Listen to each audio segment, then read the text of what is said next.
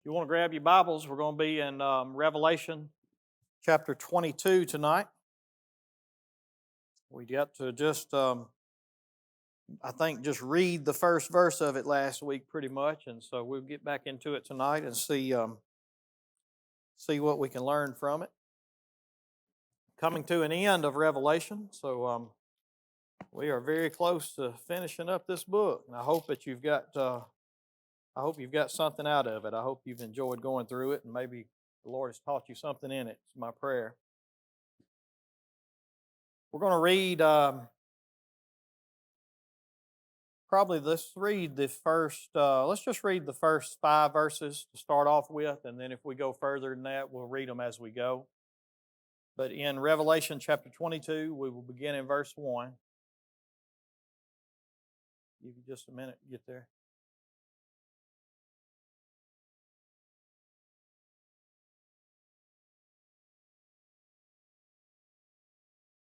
It says, "Then the angel showed me the river of the water of life. It was bright as crystal, flowing from the throne of God and of the Lamb, through the middle of the street of the city. Also, on either side of the river, the tree of life with its 12 kinds of fruit. It yields its fruit each month. The leaves of the tree were for the healing of the nations. No longer will there be anything accursed, but the throne of God and of the Lamb will be in it, and His servants will worship Him. They will see His face, and His name will be on their foreheads, and night will be no more. They will need no light of the lamp or sun, for the Lord God will be their light, and they will reign forever and ever." We are basically looking at what I called a few weeks ago the reward of the bride. And if you remember, earlier we focused on the judgment of the prostitute, and so we're looking here at the opposite of what we were studying there. So the prostitute was adorned in jewels, and she was all about the wealth and the riches of this world and the sins of this world. And as a result of that, she was judged in a moment, is what it said. And all of that she put her hope and her trust in, it was done away with. Judgment washed it away, destroyed it forever. And then when we get into Revelation chapter 21, we start to see the reward of the bride. And basically the reward of the bride is not a city that's being judged, not a wealth that's being done away with, not jewels and being adorned with jewels that are destroyed in a moment's notice, but instead we get a lasting city, an eternal city. We get a place adorned with jewels that the glory of God shines through like you've never seen before. We get a place to where there is no more curse and there is no more night in this place. There is nothing immoral, or there is no sin, there's no tears, there's no sorrow, there's no sickness. It is a place where all the curse of the world is gone. And you remember at the beginning of chapter 1 that basically He showed us the outside of the city. He showed us that this is what the walls look like, and this is what the foundations look like, and this is what the streets look like. And then we move into the interior of the city, and we begin to see the people of the city, and we begin to see that really what the best reward of heaven is not the gold and the streets of gold. It's not the huge walls and the open gates, and it's not it's not necessarily the created things that He makes new again, but the true reward is the fact that God is dwelling with us, that we get to experience Him fully, unhindered, unadulterated. We get the fullness of His glory in full view, which we're going to see here in a few verses that we read in a moment. We get to experience the fullness of His power in new creation, because all of creation was created to display His glory, right?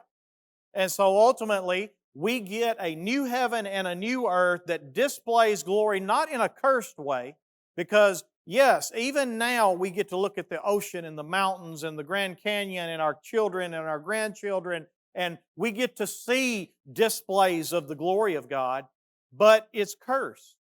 They're all cursed images of it. And so in this day and time, we get to experience God in such a way that there is no curse whatsoever, and we get to experience His glory on display in all of the new creation in such a way that we can't imagine what joy this is going to be like. And so that's a little bit of how we get to this point right here. In chapter 22, verse 1, basically we're still seeing an interior view, if you will, of this new Jerusalem, this city that God dwells in, and this city where all the people of God dwell with Him. And so now we move in and he describes this city just a little bit more. So really, the first 5 verses, I think, of chapter 22 really are personally connected with chapter 21. You really ought to read them as a single unit. You shouldn't just stop at chapter 22 and think we're starting a new thought or we're moving on to a new subject or something different. You ought to keep it all together. And so he's still describing this city, this reward that we're going to receive as the bride of Christ. And the first thing that he brings out of it, he says, the angel showed me the river of the water of life. And so we see this pure river, this water of, he describes it as a water of life. And he says it is bright as crystal, or some versions say it is clear as crystal. And then I want you to notice that where does this river come from? So the source of this river. And so John's focus here is on this river that comes out. Now, again, I've told you so many times in this study that one of the troubles with interpreting apocalyptic literature is, what do we actually take literal and what do we take symbolically?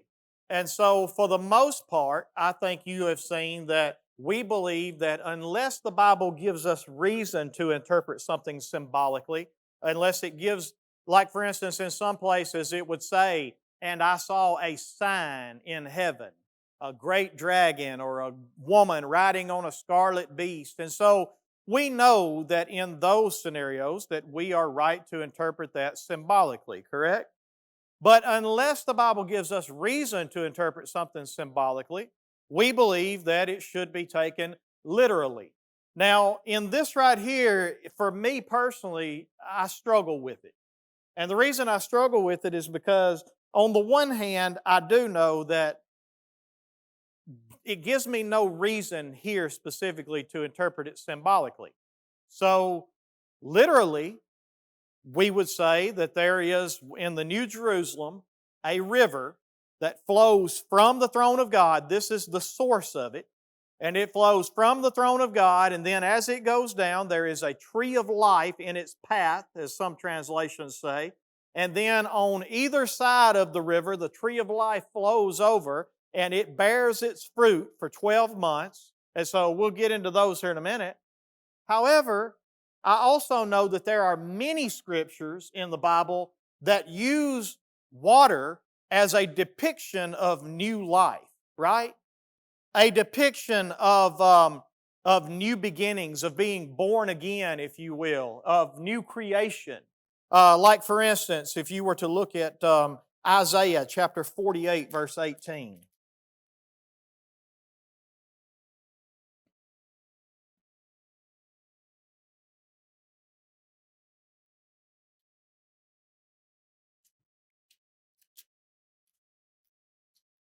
Isaiah 48, verse 18.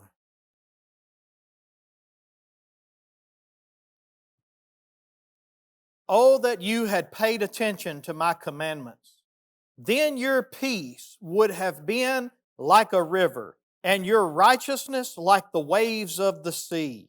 And so we see that's just one of many verses. We'll look at a few more to make my point. But you see how the Bible uses the river here as a way to describe the peace that flows from keeping God's commandments and being right with God by being obedient to Him. And then go with me to Zechariah, close to the last book of the Old Testament, right before the last book of the Old Testament. Zechariah chapter 14 and verse 8.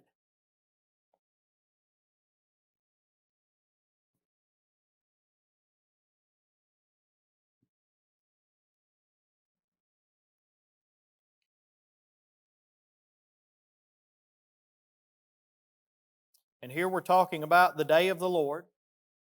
And he says, on that day, living waters shall flow out from Jerusalem, half of them to the eastern sea, and half of them to the western sea. It shall continue in summer as in winter, and the Lord will be king over all the earth. On that day, the Lord will be one, and his name will be one. But the point that I'm seeing there is that, again, whenever he references water here, he says, living water shall flow out of Jerusalem. And in this context, we know that he was talking about spiritual birth. He was talking about the same thing that Jesus told the woman at the well. He said, if you drink of this water, what's going to happen to you? You're going to thirst again. But everyone who drinks of the water that I have to give, it will become a well of water within them and spring up and overflow with water. So in that context, when he was talking about rivers of living water coming from you, what was he talking about? Talking about the Holy Spirit. He was talking about the Spirit birth. And when the Holy Spirit comes into your life, that rivers of living water come from you. And so, again, there are many verses. You could also, just for sake of context, go with me now to Ezekiel chapter 47. Ezekiel is another place that uses some of this same terminology, and it's going to sound very familiar to you when you look at it. Ezekiel chapter 47. And now this is talking about the millennial kingdom and talking about the water that's going to flow out of the millennial kingdom during this time. But look at what he says right here.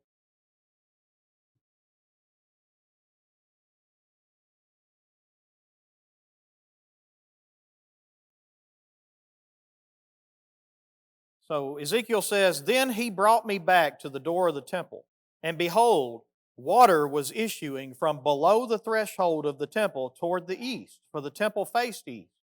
The water was flowing down from below the south end of the threshold of the temple, south of the altar. Then he brought me out by the way of the north gate and led me around on the outside to the outer gates that faces toward the east. And behold, the water was trickling on the south side.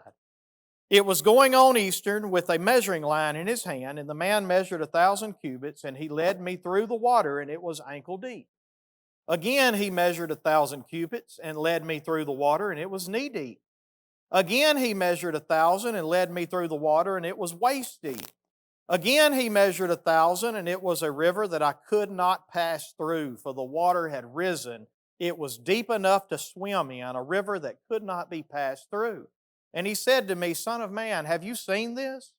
Then he led me back to the bank of the river. And as I went back, I saw on the bank of the river very many trees on one side and on the other. And he said to me, this water flows toward the eastern region and goes down into Arabah, and it enters the sea. And when the water flows into the sea, the water will become fresh. And here he's a picture of the Dead Sea, which had no fresh water in it. But now when this river that flowed from the temple out into the threshold, which we know is likely coming from the throne of God, sort of the same image here. The only difference is in Revelation, is there a temple? You remember last week? There is no temple in this place, right? But the throne of God is there. And so that's the only difference in this. And now go with me to verse 9. And wherever the river goes, every living creature that swarms will live. And there will be very many fish. For this water goes there, that the waters of the sea may become fresh. So everything will live where the river goes. So here we have the river of life, right? I could stop right there because I don't want to belabor this one particular point. But here's the thing that I'm trying to get to. There are many scriptures that give us spiritual references to how the presence of God and the presence that flows from God and the life that flows from God brings new life. And so it is possible that this is meant to be interpreted symbolically, and it is talking about the life-giving that comes from God. It is also very possible and very likely that this is meant to be interpreted literally. The reason I say that is because you remember the Garden of Eden. In the Garden of Eden, there was a river that flowed through the Garden of Eden, and there was the tree of life. And so we have basically in Genesis where paradise is lost. And then we have in Revelation 22, so at the beginning of the book, paradise is lost. At the end of the book, paradise is regained. And here we are back in a perfect state, in an eternal state, in a place to where we get to eat freely from the tree of life, and we get to drink freely and wade in and swim in the river of life. So I'm saying all that to let you know, I don't really know for certain if we are supposed to interpret this literally or symbolically, but I believe no matter which way you interpret it, the lesson in it is still the same. There is going to be nothing but life that flows from the throne of God in this eternal state. There will be no curse, there will be no death, there will be no sickness, there will be none of the former things, for the former things have all passed away, and behold, He has made all things new. And so now we get to enjoy in this new city nothing except eternal life. And so I believe that is the point that he wants to make in this. And so he says, the angel showed me the river of the water of life, bright as crystal, flowing from the throne of God and of the Lamb. And then I want you to notice in verse 2, it says, through the middle of the street of the city. Now this is where it flows. So you remember, you got the street of the city, which was clear as crystal. It was clear, it was gold, but it was clear as crystal. And then in the middle of this street, you have this river, apparently, that flows through the middle of it, if we're meant to take it literally here. And he says here also, on either side of the river, the tree of life with its 12 kinds of fruit, yielding its fruit each month. Now, I think the picture that we should get here is that, again, in the middle of this river, there seems to be a tree that is, not seems to be, there is a tree that is growing out of this river.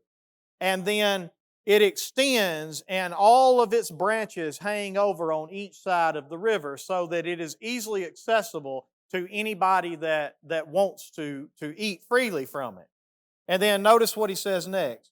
He says, the tree of life with its 12 kinds of fruit, yielding its fruit each month. And so you remember, in the early part of the Bible, in Genesis, before paradise was lost, what did God tell them about the trees and what they could do with them? You can eat from all of the trees of the garden. That included the tree of life, right? Now, I may be wrong in this. Again, these are things that we won't know fully until we get there, okay? So I'm just giving you my 2 cents on it. I believe what we've got happening here is this. In Genesis, I believe Adam and Eve got to eat freely from this tree of life. I don't believe it's a one-time eating, and then that's where I believe more than likely in the beginning, Adam and Eve were free to eat from this tree of life. However, they were not free to eat from the tree of the knowledge of good and evil. And that tells us that they had to depend on God for their every direction in life. God would tell them, do this, don't do this. He led them so that they were always in the right. They didn't have the knowledge of right and wrong. They just looked to Him and trusted Him. They walked with Him, all right? But the moment that they ate of the knowledge of good and evil, they turned in rebellion against God, and they said, God, we don't need you to tell us right from wrong, good and evil anymore. We have that knowledge for ourselves now, right? And as a result of that, they chose wrongly. They chose sin. At that moment, God said, I'm not going to let you eat from this tree of life any longer, lest you stay in this state eternally. All right? And so you know the old story. God takes Adam and Eve and He puts them out of the garden, and He puts angels at the gate of the garden with flaming swords so that no one can get back in there. At this point in Revelation, I believe what we see here is, again, all of that curse is now paid for. It's done away with. There is no longer any need to withhold people from eating from the tree of life, because everyone that is now in this kingdom, they are no longer corrupted by sin, nor will there be any possibility of sin ever entering into this place again, correct? So as a result of that, the tree of life is now open and it is free to all the inhabitants of this place to continually eat from this thing, from which I believe comes the source of life. Because remember, the tree grows out of the river, and the river flew from what source? Where'd the river originate from? The throne of God and the Lamb. And so from God came this source of life in the form of water, in the form of a river. Out of that river we have a tree that grows in some way. And then I've heard commentators, and they could be right and I could be wrong. I'm not saying that it's not the opposite. But I've heard them say, well, this couldn't have been in the water because trees have to grow in soil. Let me ask you a question. That's exactly right. That's exactly right. Thank you. He made water come out of a rock. That's exactly right. He can do whatever he wants to do with this new creation. And so I truly believe that what you have here is a picture of this tree that we get to continually eat from. And as a result of this, it's not that we are ever going to die, but that we are continually nourished and continually given life after life after life as a result of eating from this tree. Now, why do I say that? Look at what he says next in verse 2. Read the whole verse again. He says, through the middle of the street of the city, also on either side of the river, the tree of life, with its 12 kinds of fruit, yielding its fruit each month. So one of the things that tells me about this place that we're going to get to enjoy for eternity is that we are likely still going to be eating and drinking. We are still going to be enjoying some of the same things we enjoy right now. And let's just face it, for 90% of the people in the world, our greatest enjoyment is food or intimacy through marital bonds. And so I'm not going to come out and say it, but you know what I'm talking about. So the majority of our joys come from those things right there. And so here we get to continue that in a way that it yields variety for us, because notice it says it's 12 kinds of fruit. And so it's a different kind of fruit each month that this tree yields. And then I want you to be able to notice in some scriptures, like for instance in Luke chapter 24. Go with me there for just a minute. And what we're looking at here is Jesus in His new body. And you might remember that the Bible tells us that when we see Him, that we're going to be like He is. And so we get just a little bit of a glimpse of the kind of body that we're going to have in this new heaven and this new earth by looking at the body that Jesus had when He was resurrected. And so in Luke chapter 24, beginning in verse 41, I want you to notice what we see here. And while they still disbelieved for joy and were marveling, He said to them, have you anything here to eat? And they gave Him a piece of broiled fish, and He took it and ate before them. And so one of the things that you see in that right there is that Jesus in His glorified body enjoyed food. And so I truly believe that we are going to have bodies that are going to be able to enjoy perfect food. We're going to be able to have a capacity for enjoyment like we have never had before. You know, there is not much that I like better than to sit down to a medium ribeye with a little fat on the edges that has been charbroiled and it's got just a little that broil flavor to it. What's that? There is not much else in life that I enjoy as much as just a good meal, steak, whatever it may be. And Some of y'all can agree with me. You know what I'm talking about. Yours may not be steak. Maybe yours is a fried salmon or something. I don't know. I don't know what it may be. But still, the fact of the matter is that even at this moment, we only have a certain amount of capacity to enjoy that. Our taste buds and our stomachs can only hold so much, and so we reach a capacity that we can only enjoy it so much. I truly believe in this day and time that we're going to get to eat from a tree that's fruit has a enjoyment like nothing you've ever experienced before in your life. And then it goes even further than just nourishment for your body. It gives life. It gives life as you eat from it. As you drink from this water or swim in this water or wade in this water, as we saw in Ezekiel, and it becomes so deep it just covers you that we're going to be given a capacity to enjoy these things in such a way that they can't even be described here. But then also look with me at John chapter 21, just to show you a few other things about this same subject. John 21, the Gospel of John, starting in verse 12.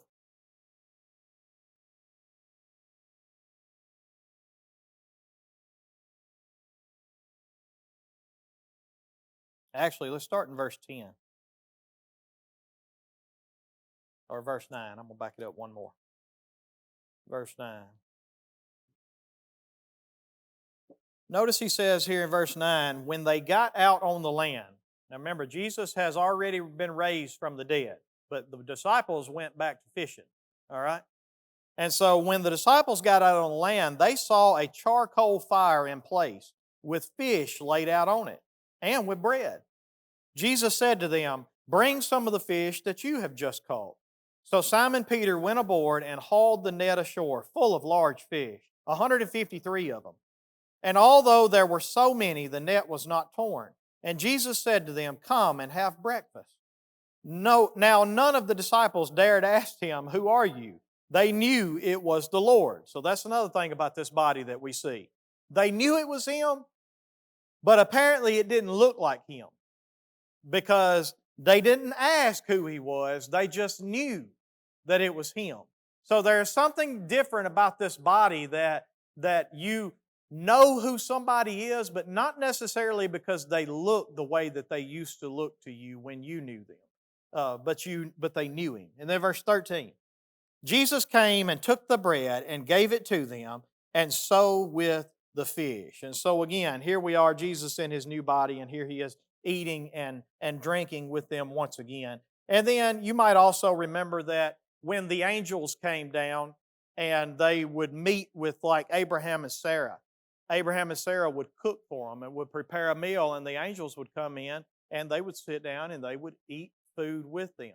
You might also remember that the Bible talks about on the day that that he comes back to receive us unto himself, we celebrate the marriage supper of the Lamb, that we go to sit before a feast. And so I believe that this is just another example in chapter 22, that in this new Jerusalem, in this new city, that we are going to get to enjoy food in such a way that it is life-giving in everything that we eat from it, and we are going to enjoy it at a capacity that we have never been able to enjoy it before. And there will be variety of it, that every month it yields a different variety of fruit.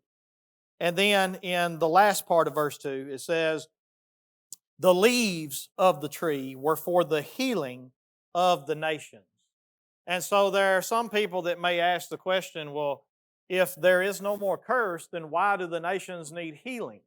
And that is a very good question, a very legitimate question. And I think that this is where you need to go back and study the original Greek and understand that probably I ain't going to say better, but maybe a translation that would be better for us to understand would be the fact that it comes from the word in which we get the word therapeutic.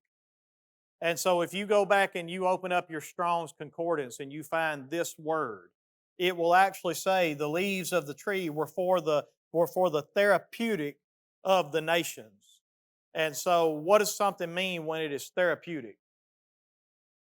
It's It's good for you. So again, I think that what we're seeing here is just another picture of the fact that this tree that we get to eat freely from, in all of its capacity, whether you're eating from the fruit or whether you take the leaves or whatever it is that you are able to do with it, it brings life to you. And it does that because its source is the life giver. Now, I could be missing that and I could be off on that to some degree, but I think that is the gist of it. Does anybody have anything?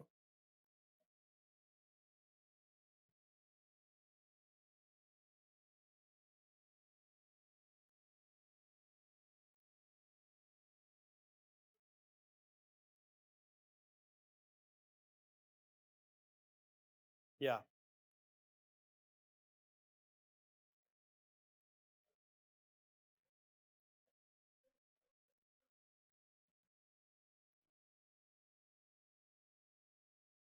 I got you.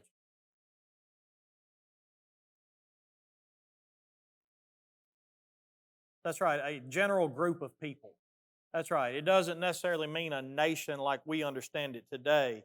When it says nations, it's talking about people groups, the people groups that are there. And so that's correct. That's exactly right. Sometimes that same word in the Bible is translated Gentiles, but it still refers to a people group, is what it refers to. All right?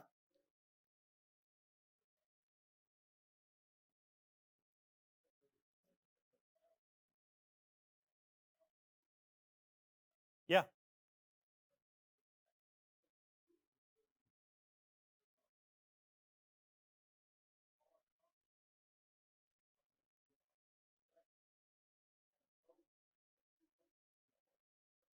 yeah. Well, you think about it.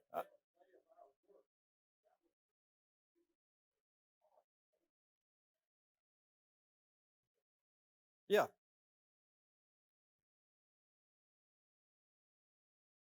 that's right.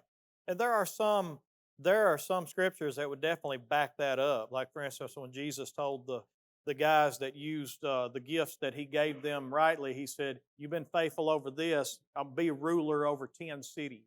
You know, and so there are definitely some scriptures that would support that. Again, the fact of it is, there's a lot of this that we're unsure of how it's going to play out. But I think that what we can get from it is that we are going to experience life in a way that we have never experienced it. We're going to experience joy in a way that, as you said, continually increases more and more. At the longer we're there, the better it gets. Whereas the truth of the matter is, here in this world, it tends to be just the opposite. The longer you're here in this world, the worse things get. The longer you're here, the more friends you watch go to the grave before you. The longer you're here, the worse your health declines. Whereas just the opposite over here. And we were talking about paradise before it was lost and paradise here regained. And that's the same thing that you saw in the Garden of Eden, is that you saw that we got to or Adam and Eve got to fellowship with God in such a way they walked with him in the cool of the day. They ate from every tree that he gave to them. They were supposed to have dominion over all of his creation, right?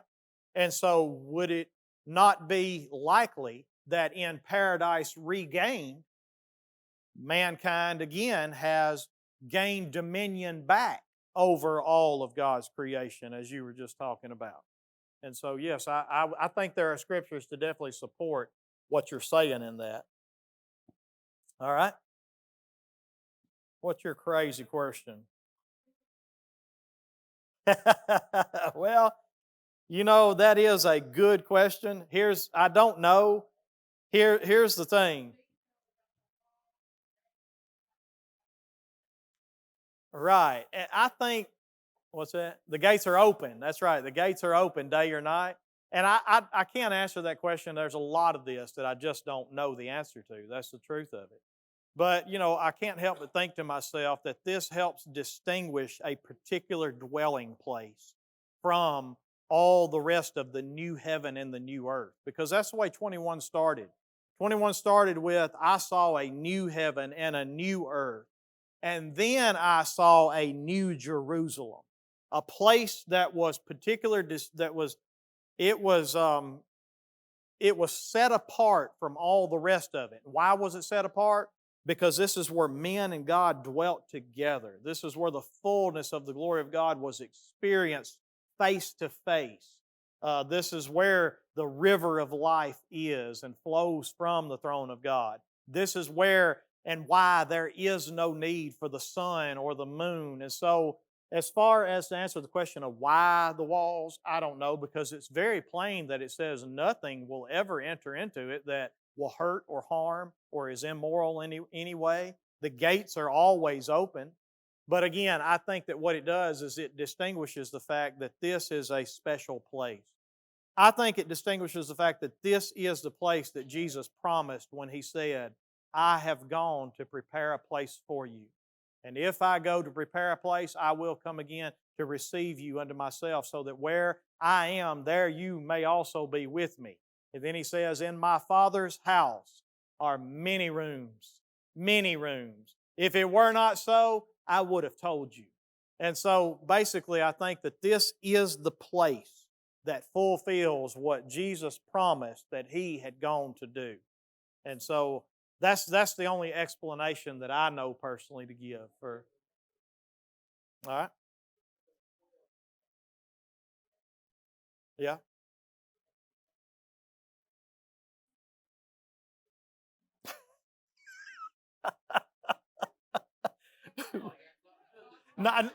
Nathan, come on. If Bobby ever speaks, you know, just go on and get ready to write it off. Yeah, that's right. Yeah. All right, what's your question?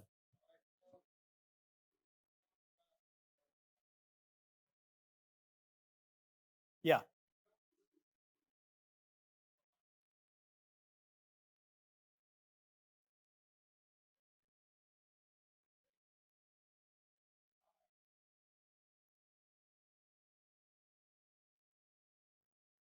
Yeah. Hmm.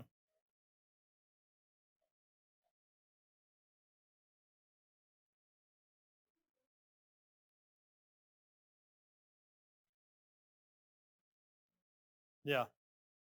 Well, and again, to answer your question, I'm not sure. I just know that either in the millennial kingdom or carrying on into the eternal state, the Bible does give scripture to support that we are going to rule with Him in some capacity. Now, we know that we do that in the millennial kingdom because He teaches us that we sit on thrones with Him judging the nations. And so I do believe that we definitely will be, and the Bible talks about us being kings and priests, but the Bible also said in 21 that the kings bring their glory into this place and they give their glory to God. And so, again, there's a lot that we don't know exactly how all this is going to play out. But I think the point that John is trying to drive home is how great this reward is that we can't even describe other than with human terms. Like, we don't even know. Um, John says He showed me the river of the water of life, bright as crystal. So it's not saying it's actually a crystal river, it's just bright as crystal, flowing from the throne of God. So He sees the source where it comes from. He says it looks like a river. But the fact of the matter is, he may have been seeing something symbolically too. Again, we don't know for certain. But the point being, whether you interpret it symbolically or literally, this is a life-giving thing that we get to enjoy, that the enjoyment of it just increases day after day after day. And that's another thing. There is some concept of time in heaven. Now, we know there's no day and there's no night, but look at what He said right there in verse 2. He said, through the middle of the street on the city, also on either side of the river, the tree of life with its 12 kinds of fruit, yielding its fruit, what? Each month. So there is some concept of time. We know that it is eternity, but there is some concept of time according to that, unless, again, I'm misinterpreting it. There is some concept of time in heaven that we don't know how that's going to be, but there apparently are still going to be 12 months. And how that's going to look, what that's going to play out, I don't know. Is it going to be spring, year round? Is it going? I mean, I don't know, but I do know that it is perfect, however it is. And then in verse 3, no longer will there be anything accursed. So again, here's the point. Because we have the throne of God that dwells with men, because we have the throne of the Lamb that has paid for all of man's sins and has redeemed us and made us new, because we have a river of life that flows from the throne, because we have a tree of life that yields its fruit for 12 months and we get to continually eat from it, because of those things, notice what he says next, no longer will there be anything accursed. Why? Keep reading. Why? Because the throne of God and of the Lamb will be in it. So because the source of life, the source of all blessing, the source of all redemption, the source of all power, the source of all creation, because He and the Son and the Holy Spirit are in the midst of this city, no longer will there be anything accursed. That is a summary description. He's laid out some details for you, but then he just comes down to a summary and he says, if I can tell you what it's going to be like in summary, this is what it will be like. Because he's described the outside of the city, the inside of the city, the people of the city, the kings of the city and what they do, the river of the city. And then he comes down and he says, but let me tell you what it's really like. Nothing accursed will ever be there again. But the throne of God will always be there, and the throne of the Lamb will always be there, which I believe is the same throne. And then it says here, and not only will it be, what will the throne of God and the Lamb be in it, but His servants will worship Him. And this is not going to be some worship service like we see it today. Like, for instance, today we come in here and we have to hear some kind of truth to be able to really feel the weight of what it means to worship Him. And many of us just come in and we just sing the songs because that's what we do. Many of us just come in and we just sit there, and I was counseling a guy tonight before I came here. That's the reason I was late, and I was talking to him. And I was asking him about where he went to church and everything, and he told me it's where I go to church. And I said, well, let me ask you a question. I said, do you just go to church? I said, or do you go to church to actively become more like Christ and less like you? Do you go to church with the intention? Because he told me, he said, well, here's the reason why I go to this church. He said, I really like an upbeat, and he said, I like a church that'll keep me awake. And I said, oh, okay. I said, I get that. I said, but let me ask you a question. He said this. He said, because when I used to go to this church, he said, I was in there 5 minutes and I'm snoring. And I said, okay. I said, maybe it just wasn't, they wasn't growing green grass. I don't know.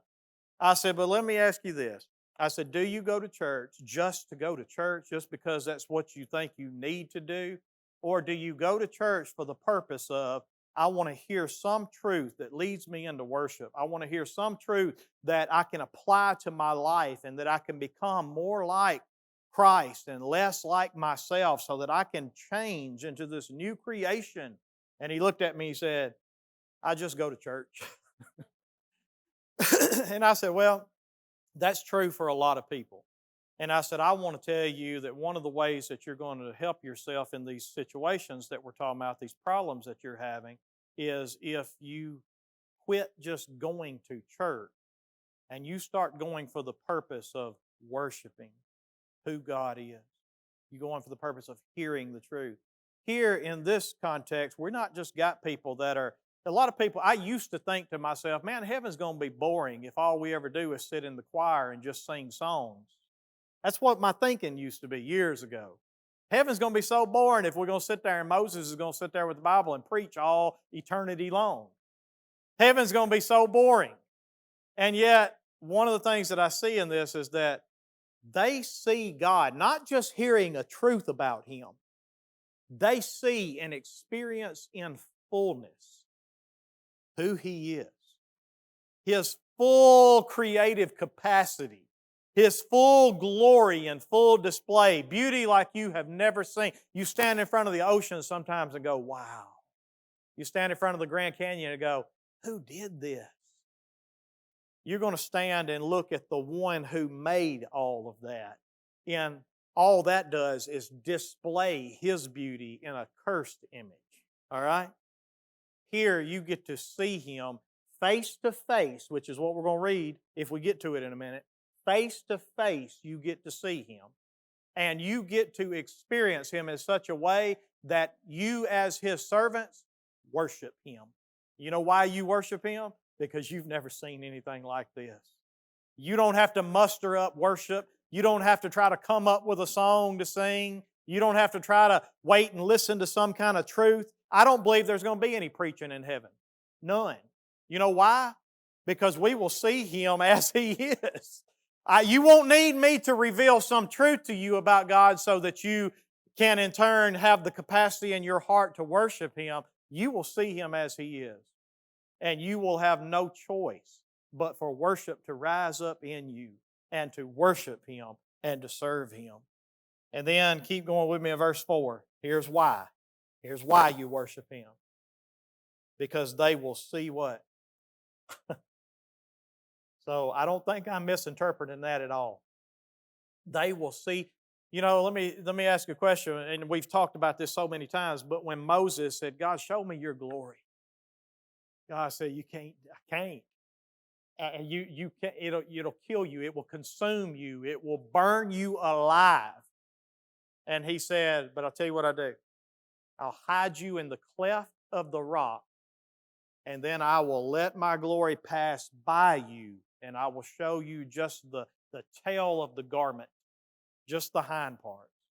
And just that alone was enough to radiate Moses' face. The point that I'm making is just simply that we will have bodies and we will have the capacity within ourselves to see the fullness of God's glory, not just His hind parts, but His face. His face. And that is why He says you are going to worship Him. That is why nothing accursed will ever be in this place, because you're going to see His face. And not only that, but His name will be on their foreheads. Have you ever, gotta quit. Have you ever questioned in your life, God, do I really even belong to you? Come on. I mean, God, am I really your child? Because I sure don't feel like it, I should be your child. Here's the thing, in this right here, and I could take you back to early parts of Revelation, but one of the rewards for those that overcome by faith, He says, I put my name on their foreheads. And ultimately, there will be no question about who you belong to. There will be no question about whether or not you belong here or not. You know, I can remember when I first got my job, I work at the water plant up here, and I love what I do. But I came from working hard in factories. I'm talking about, I always had, for some reason, they always put me on the most difficult jobs they ever had. But when you worked with me, didn't you? Yep. And I went to my job that I've got now. And the first night, now, I'm not telling you that there aren't nights that we work. There are nights when it's raining and we got to get chemical dosages right. That's right. We work. But for the most part, I can pretty well get things set in my job, and I can kick back and I can study my Bible. I can counsel marriages. I can have pastor search committee meetings. I can do whatever I need to do. But I remember the first night that I ever worked by myself at that place. I got the plant going, and I sit down in the recliner, and I turned the TV on, and I said, I cannot believe that this is my job. I cannot believe that this is what I do. They pay me to do this. This is mine. I belong here. I work here. I am an employee of this place. Now, that's just a very small capacity of what I'm talking about whenever we are in heaven and the name of God is on our foreheads and we have no question and no doubt that I belong here. This is my house. This is a place where I belong. This is where my Father lives and where my family lives, and this is where I will get to spend eternity. I cannot believe that me, who I was and where I come from, that this is mine.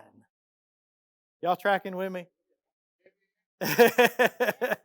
And I can't believe that whenever I read that when He puts His name on our forehead, I really believe that that's just a confirmation to people like you and me that, yeah, you don't belong here, but you are. And now you do belong here. And this is yours. So, anyway. All right, any questions or comments?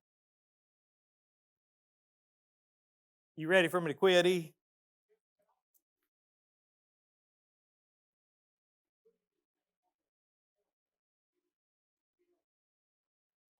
That's right. It identifies that you belong to Him. That's right. Yep. And then we'll pick up on this next week, but look at verse 6. I love what the angel has to say to John. Because you think about it, after John sees all this and he hears all this, you're probably thinking, man, this just sounds too good to be true, right? And then look at what the angel said to John in verse 6. And he said to me, these words are what? We'll get into that next week. These words are trustworthy. What does it mean for something to be trustworthy? You can count on it. And what does it mean for something to be true? There ain't nothing false in it. You can't deny it. You can take it to the bank. These words are trustworthy and they are true. And that is the reward of the bride. All right. Any questions tonight? Well, thank y'all so much for your time and your attention. We'll pick back up next week and see if we can get 2 or 3 more verses. We'll eventually get to the end. I love you, buddy.